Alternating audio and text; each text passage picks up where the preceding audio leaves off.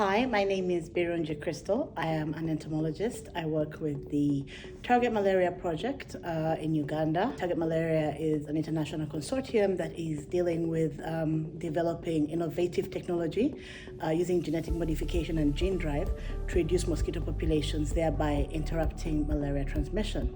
I'm also an advocate with the Global Fund Advocates network. A good example of something that I find concerning, the Karamojong people in the northeastern part of Uganda. So that area is usually quite dry. So you don't get a lot of mosquitoes. They have one short rainy season. However, more recently, they're having longer rains. It's lasting longer and they're more unpredictable. They don't know when it is coming. So when this happens, then you have more breeding grounds. You have a longer malaria season potentially. And for people that don't usually have a lot of malaria, the effects are more devastating. It means immunity is lower. It means chances of children dying is higher. This is a community that's a migratory cattle keeping community. So access to facilities, not that great. Having more malaria, it's just a disaster. It could mean so many more deaths. I am a mother of a child that's less than 5 years old, the demographic most affected by malaria. I live in a country that's highly malaria endemic, so I care. I feel the challenge of malaria, the burden of it. I work with people that are facing this problem every day and I feel their pain. I see what they go through when they lose their children, so that matters to me. Our challenge is making it matter to everyone. We need to find a way to communicate that we do not live in an isolated world anymore. What is not your problem today, if we don't solve it today, will be your problem tomorrow. There is new species of mosquitoes spreading now. We have Anopheles stevensi.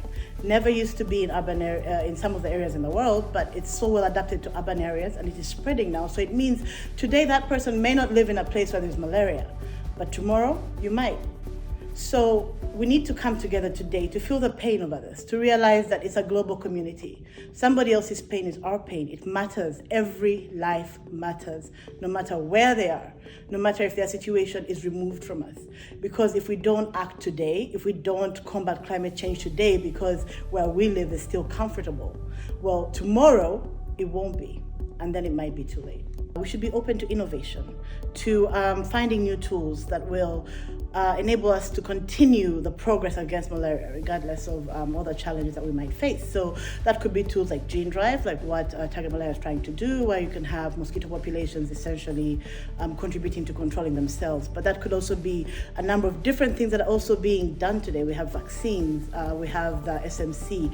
So I think we need to remember that we need an integrated toolbox. We need every tool that we have out there to fight malaria, so we do not lose progress. We do not want to go back to where we were 10 years ago, where we had Uganda losing 100,000 children every year to malaria. So we don't want to go back there, and we need to be open to using every single tool that we can possibly get.